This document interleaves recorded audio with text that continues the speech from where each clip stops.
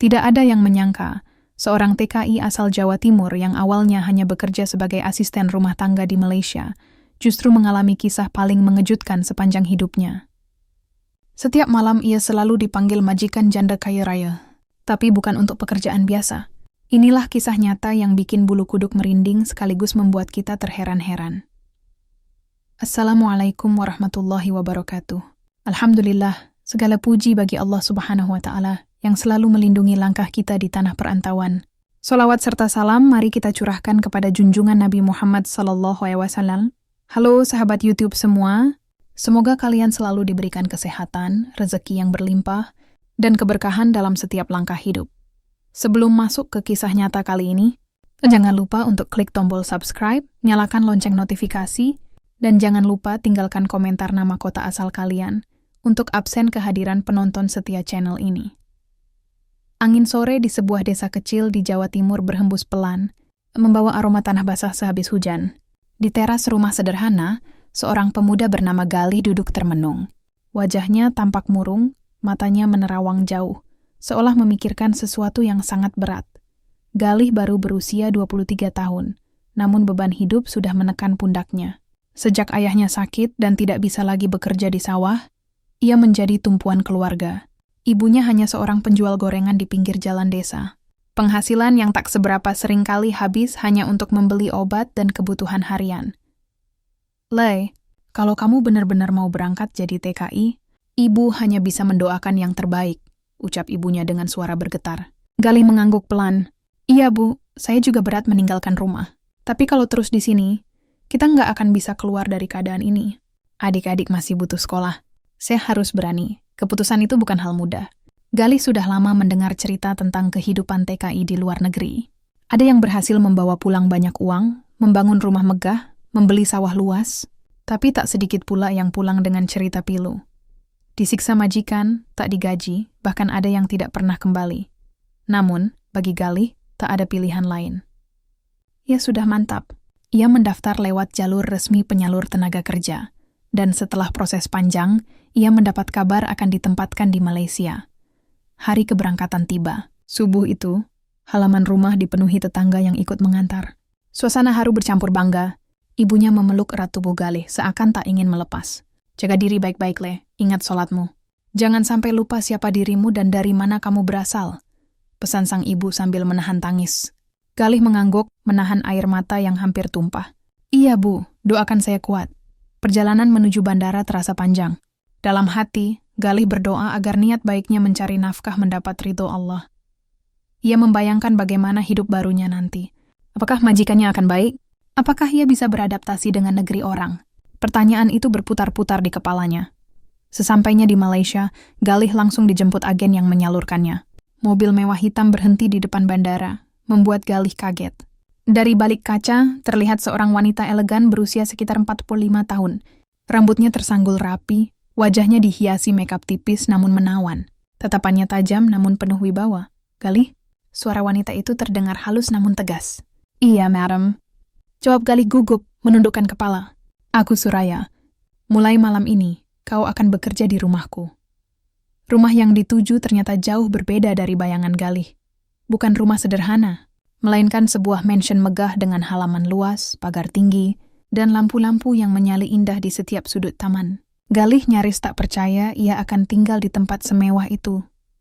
Begitu masuk, ia dibuat semakin terkesima. Lantai marmer mengkilap, hiasan dinding mahal, bahkan aroma ruangan wangi bak hotel bintang 5.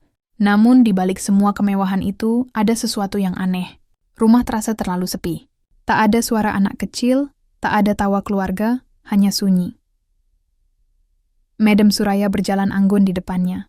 Dengan nada datar ia berkata, "Kau akan tinggal di sini. Tugasmu bukan hanya menjaga rumah, tapi juga hal-hal tertentu yang akan aku jelaskan nanti.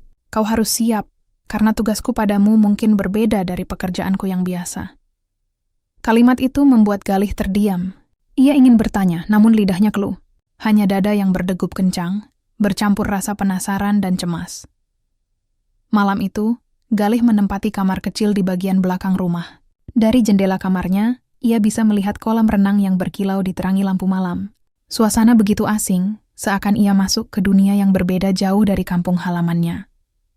Ia mencoba memejamkan mata, namun pikiran tak henti berputar.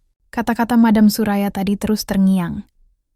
Hal-hal tertentu yang akan aku jelaskan nanti. Apa maksudnya? Apakah sekadar pekerjaan rumah tangga biasa? Atau ada sesuatu yang lebih rumit bahkan lebih berbahaya? Dalam hati, Galih tahu satu hal. Sejak hari itu hidupnya tak akan pernah sama lagi. Malam pertama di rumah megah itu seakan berjalan lambat bagi Galih. Sejak sore, ia sudah diberi arahan oleh seorang pembantu tua yang sesekali datang membantu Madam Suraya. Tugasnya, kata orang tua itu, sederhana. Membersihkan halaman, menjaga pintu, dan siap sedia bila dipanggil.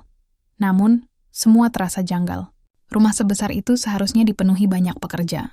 Tetapi kenyataannya, hanya ada dirinya seorang. Bahkan pembantu tua itu tidak menetap. Hanya datang sebentar lalu pulang ke rumahnya sendiri. Galih mencoba mengabaikan keganjilan itu. Ia makan malam sendirian di dapur, lalu bergegas ke kamarnya yang terletak di bagian belakang rumah. Tubuhnya lelah setelah perjalanan panjang dari Jawa Timur. Ia pikir malam ini akan menjadi malam istirahat pertamanya. Namun, baru saja ia hendak memejamkan mata. Terdengar ketukan pelan di pintu kamarnya. Tok, tok, tok. Galih tersentak. Jam dinding menunjukkan pukul 11.45 malam. Siapa yang mengetuk pintu di jam seganjil itu? Dengan hati-hati ia membuka pintu. Di hadapannya berdiri Madam Suraya dengan gaun malam berwarna merah marun, rambutnya terurai, wajahnya hanya disinari lampu lorong yang temaram. Galih, suaranya pelan, hampir seperti bisikan. Ya, madam, jawab Galih tergagap. Temani aku sebentar di ruang tamu. Ada yang perlu kubicarakan. Jantung Galih berdegup kencang. Tangannya dingin. Ia hanya bisa menurut. Ruang tamu itu terasa berbeda di malam hari. Lampu utama dimatikan, diganti lampu berdim cahaya kuning keemasan. Kursi sofa empuk dengan bantal besar tampak mengundang untuk diduduki. Aroma parfum ruangan tercium lembut, bercampur dengan aroma bunga segar yang diletakkan di vas kristal. Madam Suraya duduk anggun, menepuk kursi di sampingnya, memberi isyarat agar Galih duduk. Kau pasti heran, kenapa aku memanggilmu tengah malam begini? Katanya sambil menatap lurus ke arah Galih. Galih hanya mengangguk. Tenggorokannya terasa kering. Aku wanita yang sepi. Galih, sejak suamiku meninggal, rumah besar ini hanya berisi kesunyian. Tak ada suara, tak ada tawa, hanya hening yang membunuh perlahan.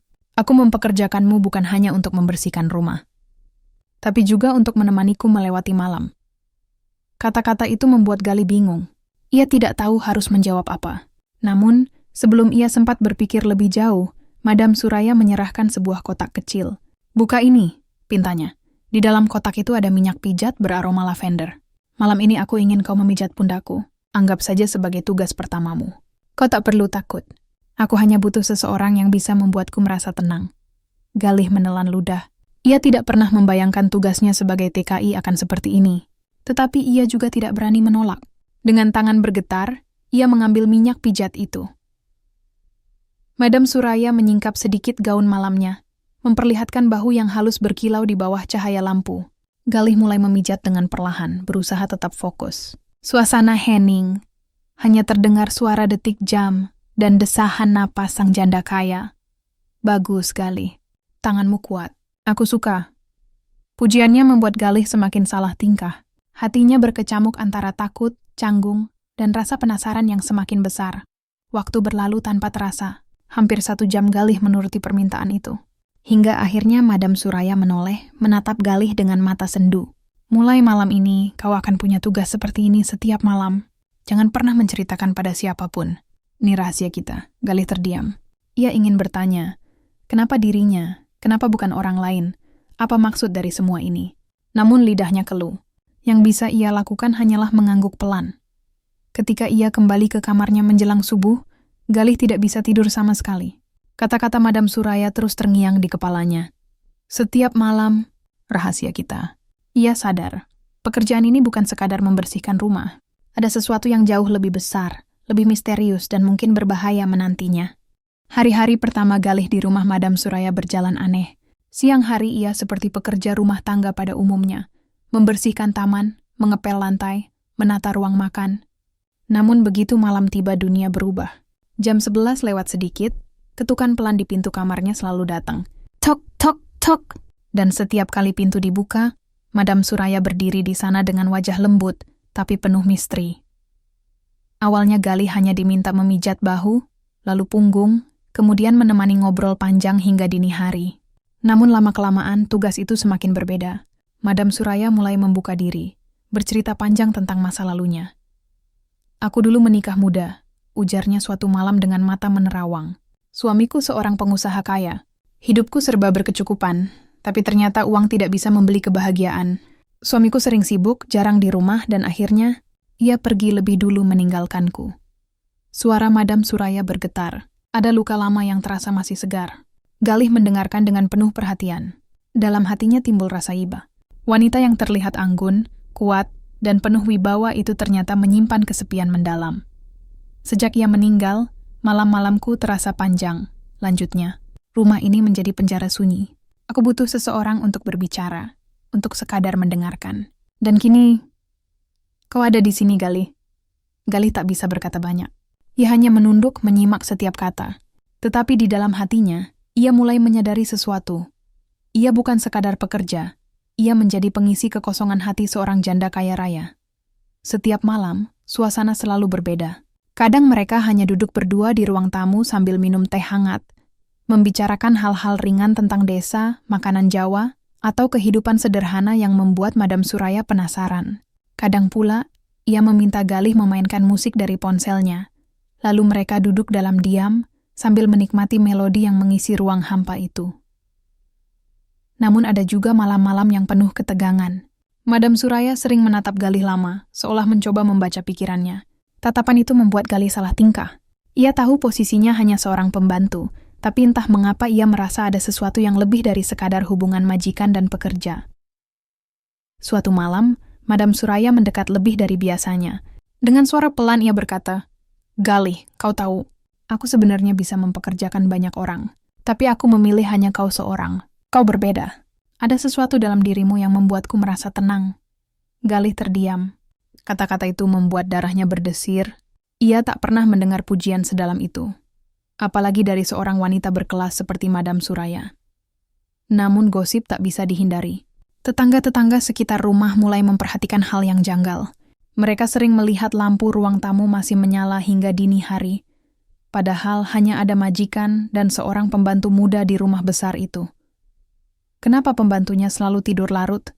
Apa yang sebenarnya terjadi di rumah itu? Bisik seorang tetangga. Kabar itu menyebar pelan, menjadi bisik-bisik di warung kopi. Meski tidak ada bukti, rasa penasaran mereka semakin besar. Galih sendiri mulai merasa resah. Ia sadar, kalau gosip itu sampai terdengar lebih jauh, posisinya bisa terancam. Namun di sisi lain, ia tak mungkin menolak tugas Madam Suraya. Setiap malam, ketukan itu selalu datang, dan ia selalu membuka pintu. Suatu malam, hujan turun deras. Petir menyambar-nyambar di langit Malaysia. Galih hendak tidur lebih awal, berharap malam itu ia bisa beristirahat. Namun tepat pukul 11.30, suara ketukan kembali terdengar, lebih keras dari biasanya. "Masuk ke ruang kerja," kata Madam Suraya dengan wajah serius. Galih menurut. Ia dibawa ke sebuah ruangan yang jarang dibuka. Ruang kerja besar dengan rak penuh buku, meja kayu jati, dan foto-foto lama tergantung di dinding. Salah satunya foto pernikahan Madam Suraya dengan almarhum suaminya. Malam itu udara begitu lembab. Hujan baru saja reda, menyisakan aroma tanah basah yang menusuk hidung. Di dalam rumah mewah itu, Galih sedang duduk di ruang tamu bersama Madam Suraya. Mereka berbincang santai sambil menyeruput teh hangat. Seperti biasa, jam sudah lewat tengah malam. Lampu ruangan diredupkan, menciptakan suasana intim yang hanya mereka berdua pahami. Madam Suraya sedang bercerita tentang masa mudanya saat tiba-tiba, tok, tok, tok. Terdengar ketukan keras di pintu depan. Galih tersentak, hampir menjatuhkan gelasnya. Madam Suraya pun terdiam. Wajahnya berubah serius. Jarang sekali ada tamu larut malam, apalagi tanpa pemberitahuan. "Cepat ke ruang belakang," bisik Madam Suraya dengan suara tegas. "Jangan keluar sampai aku memanggil." Galih segera menurut. Ia berlari pelan, menyelinap melewati lorong panjang, lalu masuk ke sebuah kamar kosong yang jarang dipakai. Dari celah pintu, ia masih bisa mendengar suara langkah kaki menuju pintu depan. "Assalamualaikum." Suara seorang pria terdengar dari luar. "Waalaikumsalam." "Siapa di sana?" balas Madam Suraya. "Aku, Farhan, sepupumu." Galih menahan napas. Ia tidak mengenal siapapun selain Madam Suraya. Tapi dari nada suaranya, pria itu terdengar tegas dan berwibawa. Pintu dibuka. "Farhan, tengah malam begini ada apa datang ke rumahku?" Tanya Madam Suraya dengan nada datar, berusaha menyembunyikan keterkejutannya. "Aku baru pulang dari luar negeri. Terus terang aku kangen padamu. Lagi pula, ada hal penting yang harus kubicarakan." Langkah-langkah kaki masuk ke dalam rumah. Galih bisa mendengarnya dengan jelas. Jantungnya berdebar keras. Ia berharap ruangan tempatnya bersembunyi tidak diperiksa. Di ruang tamu, percakapan berlangsung agak lama. Farhan menanyakan kondisi Madam Suraya, membahas warisan keluarga, hingga urusan bisnis yang ditinggalkan mendiang suami Madam Suraya. Sesekali ia mendengar tawa kecil dari Suraya, tapi nada bicaranya tetap hati-hati. Galih di ruang belakang semakin gelisah. Pikirannya dipenuhi pertanyaan. Apa jadinya kalau Farhan tahu ada dirinya di sini? Apa yang akan dipikirkan keluarga Madam Suraya jika mengetahui ia, seorang TKI muda, selalu menemani majikannya tiap malam? Keringat dingin mulai membasahi pelipisnya meski ruangan terasa sejuk. Setelah hampir 1 jam, percakapan itu terdengar semakin serius. Tiba-tiba, langkah kaki mendekat ke arah lorong tempat Galih bersembunyi. "Suraya, kenapa rumah sebesar ini sepi sekali? Masa kau tinggal sendirian? Tidak takut?" tanya Farhan. "Tidak perlu khawatir. Ada beberapa pekerja yang datang siang hari," jawab Madam Suraya cepat. "Bagaimana malam? Bukankah berbahaya seorang wanita tinggal sendiri di rumah sebesar ini?" "Aku baik-baik saja, Farhan. Kau tak usah cemas." Langkah kaki itu makin dekat. Galih menahan napas, tubuhnya kaku, seolah menjadi patung. Suara pintu kamar tempatnya bersembunyi tiba-tiba digerakkan dari luar. "Ini kamar apa?" tanya Farhan curiga. "Ah, itu hanya kamar kosong. Jarang kupakai," jawab Madam Suraya sambil menutup pintu perlahan. "Ayo, kita bicara di ruang kerja saja." Galih hampir pingsan, mendengar pintu itu akhirnya tertutup kembali. Jantungnya berdegup begitu keras hingga ia takut suaranya terdengar keluar. Farhan baru meninggalkan rumah menjelang subuh. Begitu pintu utama tertutup rapat, Madam Suraya langsung menuju ruang belakang. Ia membuka pintu kamar tempat Galih bersembunyi. Galih masih berdiri kaku, wajah pucat pasi. "Kau baik-baik saja?" tanya Madam Suraya. Galih mengangguk lemah. "Saya kira tadi saya pasti ketahuan, Madam." Madam Suraya menatapnya lama, lalu tersenyum tipis. "Kau beruntung. Tapi ingat, mulai sekarang kau harus lebih hati-hati. Tidak semua orang akan mengerti kedekatan kita." Kalimat itu membuat Galih semakin resah. Ia sadar hubungan ini memang berbahaya. Namun entah mengapa, bagian dalam hatinya justru merasa semakin terikat. Hari-hari berikutnya, Galih tak bisa tenang. Bayangan nyaris ketahuan itu terus menghantui. Tapi setiap malam, ketika ketukan pintu kembali terdengar, ia tetap membuka. Ia tetap menemani, tetap mendengarkan, tetap menjadi penjaga rahasia sang janda kaya. Kadang ia bertanya dalam hati, apakah aku melakukan ini karena kewajiban sebagai pekerja? Atau karena mulai ada sesuatu yang lebih dari sekadar pekerjaan? Madam Suraya pun semakin sering menatapnya dengan sorot mata yang sulit ditebak, kadang lembut, kadang penuh rahasia. Suatu malam, setelah lama terdiam usai berbincang, Madam Suraya berkata pelan, "Galih, apakah kau tidak takut berada di sisiku setiap malam? Tidak takut pada gosip? Tidakkah takut pada keluargaku?" Galih menatapnya. Kata-kata itu membuat dadanya bergetar. Ia ingin menjawab jujur, tapi lidahnya keluh. Akhirnya ia hanya berkata lirih, "Selama Madam membutuhkan saya akan tetap ada." Madam Suraya tersenyum samar, lalu menutup percakapan dengan satu kalimat yang membuat Galih semakin bingung. "Kalau begitu, bersiaplah Galih. Malam-malam berikutnya mungkin akan lebih sulit daripada yang kau bayangkan." "Aku ingin kau tahu sesuatu," ujar Madam Suraya. Enak lalu membuka sebuah laci rahasia. Di dalamnya, tersimpan tumpukan dokumen dan kotak kecil berisi perhiasan emas. Semua ini harta peninggalan suamiku. Tapi sejak ia tiada, aku merasa harta ini tak berarti. Yang kubutuhkan hanyalah seseorang yang bisa dipercaya. Galih, aku ingin kau menjadi orang itu." Galih terkejut. Ya bukan siapa-siapa. Seorang pemuda desa yang datang hanya untuk bekerja. Tapi kenapa Madam Suraya menaruh kepercayaan sebesar ini padanya? "Aku butuh kau menjaga bukan hanya rumah ini, tapi juga rahasia ini," lanjutnya. "Jangan biarkan siapapun tahu." "Jika ada yang tahu, hidupku akan berubah," Galih menelan ludah. Rahasia ini jelas bukan main-main. Ia bukan hanya pembantu biasa lagi. Ia kini terikat dalam urusan pribadi seorang janda kaya yang bisa mengguncang kehidupannya. Malam-malam berikutnya, hubungan mereka semakin dekat. Madam Suraya sering memanggil nama Galih dengan lembut. Ia bercerita tentang mimpinya, ketakutannya, bahkan luka-luka hatinya. Galih mendengarkan, kadang menenangkan, kadang hanya diam. Di saat tertentu, mereka tertawa bersama, menikmati kebersamaan yang sulit dijelaskan. Namun di saat lain, Galih merasakan tekanan berat. Ia terjebak dalam lingkaran rahasia antara majikan dan seorang pemuda desa yang tak tahu harus melangkah kemana. Dan di balik semua itu, satu pertanyaan terus menghantui Galih. Apakah tugas tak biasa ini akan berhenti di sini? Atau akan membawanya pada sesuatu yang lebih besar, lebih berbahaya, dan mungkin lebih menggoda? Malam demi malam terus berlalu dan Galih semakin menyadari satu hal. Hidupnya di Malaysia bukan lagi sekadar mencari nafkah. Ia kini bagian dari cerita yang penuh rahasia, gosip, dan kemungkinan skandal besar yang bisa meledak kapan saja. Hari-hari di rumah Madam Suraya semakin terasa berat bagi Galih. Setiap malam ia masih setia menemani, mendengarkan cerita, bahkan menjaga rahasia-rahasia yang tidak boleh keluar dari dinding rumah itu. Namun setelah kejadian hampir ketahuan oleh sepupu Madam Suraya, rasa cemas terus menghantuinya. Pagi hari ia bekerja seperti biasa, membersihkan halaman, menyapu ruang tamu, merapikan kamar. Tetapi setiap kali matahari terbenam, bayangan malam penuh rahasia membuat dadanya sesak. Ia tidak tahu sampai kapan bisa bertahan. Suatu siang, Galih mendapat kabar dari kampung halaman. Ibunya mengirim surat lewat salah satu tetangga yang kebetulan bekerja di Malaysia juga. Isinya membuat hati Galih bergetar. Adiknya yang masih sekolah butuh biaya tambahan, sementara kesehatan ayahnya semakin menurun. Galih menutup surat itu dengan mata berkaca-kaca. Aku datang ke sini untuk keluarga. Jangan sampai aku lupa tujuan awal, gumamnya dalam hati. Tapi ketika malam tiba dan ketukan itu kembali terdengar di pintu kamarnya, ia tetap membuka. Madam Suraya menyapanya dengan senyum hangat, seolah tidak ada apa-apa. Namun malam itu berbeda. Ada raut wajah sendu, mata yang berkaca-kaca, dan suara yang terdengar lebih rapuh dari biasanya.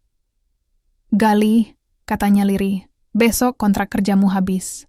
Apa kau akan pulang? Pertanyaan itu membuat Galih terdiam. Ia memang berencana pulang setelah kontraknya selesai, tapi ia tak pernah membayangkan Madam Suraya akan menanyakannya dengan nada seperti itu. Malam itu mereka duduk lama di ruang tamu. Tidak banyak kata yang terucap. Hanya ada diam panjang, ditemani suara detik jam dinding. Kadang-kadang Madam Suraya menatap Galih, lalu buru-buru menunduk. Akhirnya, ia berkata, "Terima kasih, Galih. Kau sudah menemani malam-malamku yang sepi. Kau mungkin tidak sadar, tapi keberadaanmu membuatku kuat." Galih hanya bisa mengangguk. Hatinya campur aduk, haru, bingung, sekaligus lega. Ia sadar, meskipun hubungan ini penuh misteri, ia telah menjadi bagian penting dalam hidup seseorang. Namun, sebelum mereka berpisah, Madam Suraya mengeluarkan sebuah amplop tebal. "Ini untukmu. Anggap saja hadiah dariku. Jangan ditolak." Galih mencoba menolak, tapi tatapan mata Madam Suraya membuatnya tak sanggup. Akhirnya ia menerimanya dengan tangan bergetar. Pagi hari, mobil agen penyalur datang menjemput. Galih berdiri di depan rumah megah itu dengan koper kecil. Madam Suraya ikut mengantar sampai gerbang. Senyumnya tipis, matanya berkaca-kaca. "Selamat jalan.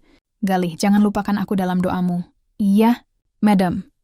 Terima kasih atas semua kebaikan yang sudah diberikan." Mobil perlahan melaju meninggalkan rumah itu. Galih menoleh ke belakang, melihat sosok Madam Suraya semakin mengecil, hingga akhirnya menghilang dari pandangan. Dalam perjalanan ke bandara, Galih membuka amplop itu. Isinya bukan hanya uang, tapi juga sebuah surat pendek. "Terima kasih karena telah mengisi ruang kosong dalam hidupku. Rahasia ini hanya antara kita. Jangan pernah menceritakan kepada siapapun."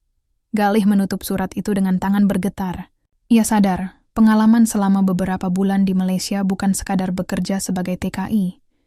Ia telah menyimpan rahasia besar seorang janda kaya raya. Rahasia yang tak akan pernah ia ungkapkan, kecuali dalam bentuk cerita. Sesampainya di kampung, Galih disambut pelukan ibunya. Rumah sederhana itu terasa lebih hangat daripada istana megah manapun. Uang yang ia bawa cukup untuk membiayai sekolah adiknya dan membeli obat untuk ayahnya. Namun, di balik senyum bahagia keluarga, Galih menyimpan cerita yang tak pernah ia bagi kepada siapapun.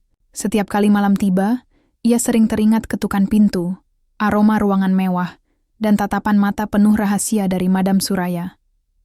Kadang ia bertanya pada dirinya sendiri, apakah aku hanya seorang pekerja, atau aku telah menjadi bagian dari kisah yang jauh lebih dalam? Sampai kapanpun, jawabannya hanya ada di hatinya. Kisah Gali hanyalah satu dari sekian banyak cerita nyata para TKI yang mencari nafkah di negeri orang. Ada yang sukses membawa pulang rezeki berlimpah, ada pula yang harus berjuang dalam kesunyian dan rahasia. Bagi Galih, pengalaman itu adalah campuran pahit dan manis.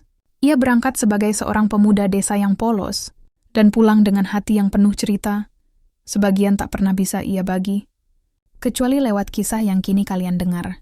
Dan mungkin, di suatu tempat di Malaysia, Madam Suraya masih duduk di ruang tamu mewahnya, menatap pintu kamar belakang, berharap ketukan itu kembali terdengar. Tapi kini, ketukan itu hanya tinggal kenangan.